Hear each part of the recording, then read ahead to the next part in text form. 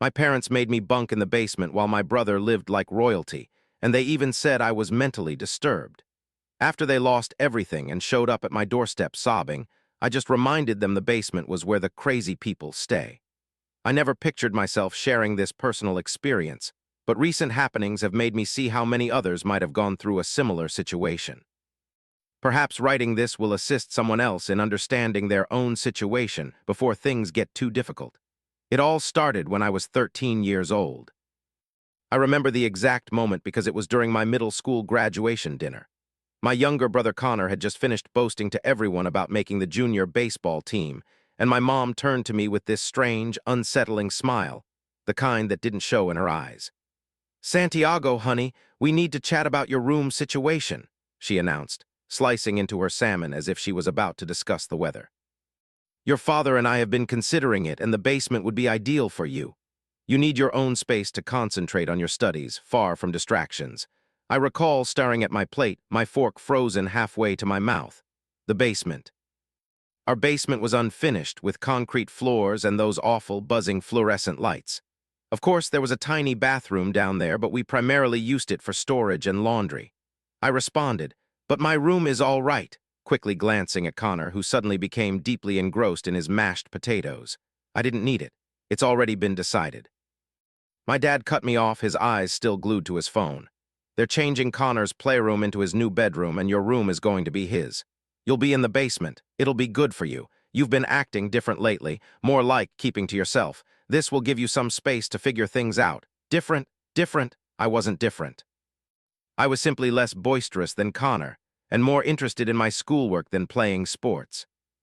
That dinner, though, was the starting point for what I see now as a carefully planned scheme to make me the problem child, while they put Connor on a pedestal. They redid the basement by just tossing down some old carpet pieces, setting up a used bed, and putting in a cheap desk from Walmart. Meanwhile, Connor's new room had a full gaming system, a new computer for school, and fresh paint in the color he wanted.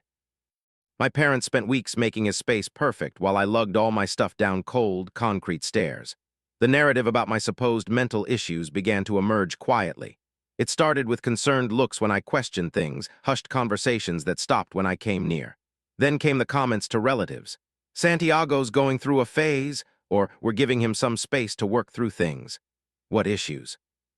I kept getting straight A's, never got in trouble, and had a small but good group of friends. But somehow every success I had was twisted, got perfect scores. "He's fixating on grades to avoid people." Spent time reading. "He's withdrawing again." As Connor's less-than-stellar grades in class and his math skills were lauded since he was viewed as having diverse interests, with sports being his main focus. That basement transformed into a situation that confirmed itself over and over again. The moisture caused my books to get wavy around the edges. The continuous hum of the washing machine became a familiar background sound for me. Whenever there were thunderstorms, I'd be stuck in bed awake, listening to the water seep through the basement structure, constantly worried if this time the place would actually flood. Luckily, it never actually happened. However, the feeling of being afraid remained, along with the spiders and even a rare mouse that would run across the floor near where I slept. My folks began using my choice to live in the basement as proof that I was emotionally troubled. They'd inform teachers who seemed worried or the parents of my friends, "Look how much he likes being isolated down there." It conveniently slipped their minds that my isolation was a consequence of their choice, not something I wanted.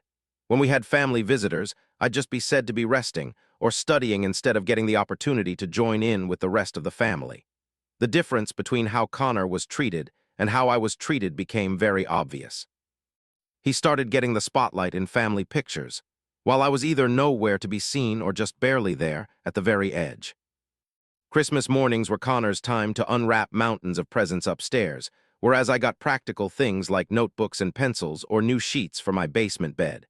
Every sports match, every school function, every family meal transformed into the Connor experience, with me fading into the background as his unseen sidekick who might explode unexpectedly. I figured out how to cope. My basement room turned into my sanctuary. I threw myself into my schoolwork with a dedication that probably seemed like an obsession from the outside looking in. But frankly, what other options did I have? My high grades were my escape route. As Connor was getting rides to baseball practice, and our parents knew every detail of that SUV life, I was busy working on college applications and scholarship essays under the flickering light of those noisy fluorescent lights. My junior year of high school marked the pivotal moment. I overheard my mom on the phone with my aunt, creating fictional stories about my breakdowns and worrisome actions. She described fits of temper that never actually occurred, situations of aggression that were complete lies. That's when I grasped the reality that this wasn't merely preferential treatment or bad parenting. This was an intentional destruction of my reputation. That evening, stretched out on my basement bed, listening to Connor's muted celebrations after another baseball win. They had put an extra soundproofing in his floor, which served as my ceiling to keep the noise down. I made a firm decision. I would participate in their game, but on my own rules. I transformed into the quiet, diligent son that they wanted me to be. Though I was busy, there was a clear goal driving me. Each 60 minutes spent in that basement meant I was drawing closer to being free. When my senior year came around, I had been accepted at a top-tier university with a full scholarship on the opposite side of the country. That day I told them, that expression appeared on my mother's face once more, that smile that never quite reached her eyes. "Are you certain you can cope with being so far away?" she asked, "considering what you go through." I just replied with a nod and returned to my basement hideaway. I let them have their thoughts. I was going to break free from them, and nothing they could say would deter me. I recall packing my bags that final summer with Connor sprawled out in the opening of my basement. He asked, waving a hand around my space, "You realize they're only doing all this because they care about you, correct?" "They simply hope to help me improve." I studied him closely and realized what our parents had made. A perfect son who completely trusted their falsehoods and would likely spend his life under their influence. At that moment, I almost felt a twinge of pity for him. However, I'm getting ahead of myself. The true consequences wouldn't arise until years later, when everything they created fell apart. But that narrative is for another time. Moving forward, college was unlike anything I had experienced before. The first night in my dorm, I was unable to sleep because of how silent it was. There were no buzzing fluorescent lights, no washing machine sounds, no water leaking through foundation cracks. My roommate likely believed I was insane. I found myself awake at 3 a.m. at my desk with the lamp lit, gazing up at the ceiling. I suppose it's true that old patterns are hard to abandon. That initial year was difficult. Honestly, it's peculiar to have freedom when you're not accustomed to it. I kept anticipating someone to tell me I was behaving oddly or that I should take time to figure things out. But that never happened. Instead, I had professors who commended my work habits, fellow students who actually desired to spend time together, and finally, a space that I could truly call my own. I kept my contact with my family to a minimum, mostly through quick phone calls, usually with my mom. Each of these conversations followed the same pattern. It started with Connor's recent successes, followed by subtle worries about my well-being, and hints that I really ought to consider transferring to a school that was nearer to home, where they could keep an eye on me. I became adept at letting her words roll over me, similar to those leaks in the basement, noticed but kept in check. During my second year, I met Gabriella in my advanced programming course. She heard me mumbling to myself while trying to fix a really difficult section of code, and rather than slowly retreating as most people would, she sat down beside me and began assisting me in identifying the issue. That was when someone truly saw me for who I am, not as the person hidden away in the basement, nor as the unstable one, just me. Our connection evolved gradually, formed on late nights of coding and grabbing coffee together. When I finally confided in her about my family, it practically happened by accident. We were at her place, and she asked why I never mentioned my home life. The entire story poured out, and I braced myself for that look, the one I was all too familiar with, the blend of pity and uneasiness. Instead, she got mad, not at me directly, but because of how I was treated. "That's not being a parent," she stated, her fingers wrapped around a coffee cup. "That's emotional damage."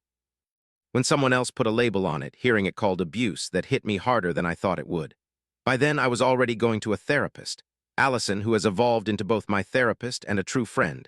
But I never used that word myself. It seemed too intense, too overblown for what I'd gone through. However, Gabriella was correct in her assessment. In the meantime, things at home kept rolling along in their usual way. Connor had left college, so he could concentrate on his chances in minor league baseball, and came back to live with my folks.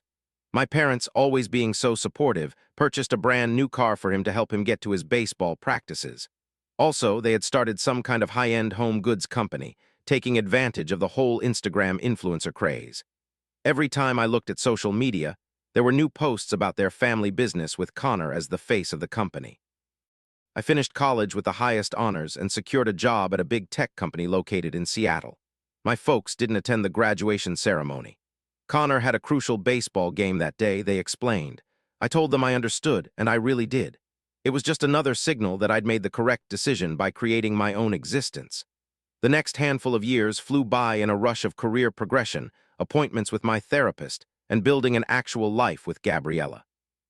We were married in a small and intimate ceremony. My parents weren't on the guest list. Connor sent me a text message that said, "Congrats, bro," a few days after. I purchased a house, the kind with large windows. I really enjoy environments that are open, no subterranean levels. Following those were the Instagram updates. In the beginning, they were pretty understated. My mom would share about the hurdles of the family firm, requesting that people show support for their small business adventure. After that, Connor started to upload pictures of himself at all sorts of random gigs, his descriptions stuffed with trendy jargon. It seemed the perfect child was losing their shine, but they were still pretending everything was all right. I could have completely missed the truth of it all if it wasn't for Allison. In one of our chats, she spoke about seeing a local news report about a high-end product company under scrutiny for some questionable practices. It didn't click for me until she actually showed me the article. There were my parents' names, right there in the headline. As it turned out, their thriving family enterprise had been built on lies and deception. They'd been accepting pre-orders for luxury items they couldn't supply, leveraging the cash to keep up their lifestyle and fuel Connor's failing baseball aspirations.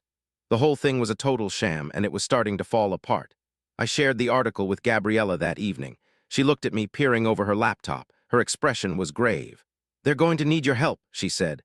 "You realize that, don't you?" And yes, I knew. Just like I knew exactly what I was going to say when they eventually did come.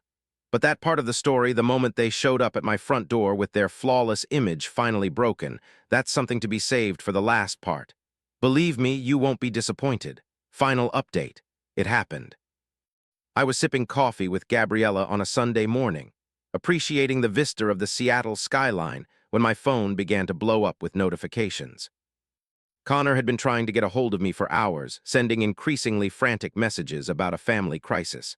I showed Gabriella the messages. She simply looked up and said, "It's taken them longer than I thought it would." The doorbell went off at 11:47. I recall the precise time because I'd just glanced at my watch, contemplating whether to start making lunch. Via our security camera, I could see them. My parents, looking nothing like their perfect Instagram pictures, and Connor in what appeared to be yesterday's attire. I took my time walking to the front door. Years of therapy with Allison had equipped me for this situation, yet the truth of it still felt unreal. When I opened the door, the first thing that struck me was how diminished they looked. My father, who used to be so imposing, appeared to have shrunk. My mother's carefully constructed image was starting to show signs of wear. Connor simply looked bewildered. "Santiago, son," my father began, his tone lacking its usual power. "We need your assistance." I stood in the doorway, not ushering them inside. "The basement is where you need assistance." The words came out easier than I anticipated. My mother's face crumpled. "Please, we've lost everything. The business. There were difficulties. We didn't mean for it to become so out of control." "Difficulties?" I couldn't help but let out a chuckle. "You're referring to the fraud accusations, the investors you." I wondered if it was the outright deception or possibly the bogus reviews and products that didn't exist. Connor moved closer. "Come on, man, we're family," he said. "We wouldn't be here if we had other options, right? Family." I grabbed my cell phone and started a video, among many I'd collected over time. It was from a family event, and I could clearly hear my mother's voice describing my mental health issues to relatives, explaining how they'd give me a secure area in the basement to help me. They remained quiet as I ran through video after video, years of their deceit and control, all recorded and stored. There were screenshots of social media, showing how they had portrayed me as problematic while depicting Connor as a flawless son. There were also email conversations where they shared their worries about my sanity with others in the family. "I've kept everything," I stated, stopping the video. "Every single lie, every bit of manipulation, every time you attempted to convince me I was mentally unstable. And now you're seeking assistance from the son you confined to the basement." My father tried a different tactic. "Son, we made errors. We understand that now, but we're on the verge of losing our home. Connor's money is all used up," he said. "We have no other recourse." "There's always the basement," I answered. Isn't that where you put people who are unstable, folks who make poor choices, individuals who need to get their act together? My mother started sobbing. Please, Santiago, we were mistaken. We'll do anything, anything at all. I gave a small smile. All right, here's what needs to happen. There is a finished basement in this house. The bathroom was actually quite pleasant, with soft carpet, good lighting, and a private feel. They could stay there, I decided. Their faces brightened with a sense of optimism. However, I added there were requirements attached. First, you'll need to put out a full admission on all your social media profiles. Every single falsehood you ever shared about me. Every bit of deception, everything. Secondly, you'll go to therapy. I'd even cover the cost. Third, you're going to find real jobs to repay everyone you ripped off. And finally, you will abide by the very same guidelines you established for me. The basement is where you'll handle your issues. Connor appeared furious. You can't be serious about this, he said. I am completely serious. Those are the terms, take them or reject them. My dad started to object, but my mom placed her hand on his arm. They huddled together, speaking in hushed, quick tones. After what felt like an age, they agreed. That was 6 months prior. They have resided in my basement ever since, adhering to my requirements. The social media confessions they posted took off. Apparently, their audience was really interested in the real story behind everything. Connor, however, found somewhere else to live with a friend and didn't want to be with his family in the basement. He occasionally sends me angry messages, but I just pass them on to his therapist. Gabriella feels I'm being too kind, letting them stay there in the first place. Perhaps she is correct. Nevertheless, I find some satisfaction in observing them going through what they did to me, in witnessing them finally dealing with their lies. They're improving, albeit slowly. The therapy is proving beneficial. Listening to their conversations down in the lower level, I recall the boy I once was who craved acknowledgement, each time they request access to the rooms upstairs. Some individuals might label this as a form of payback. For me, it's simply a learning process.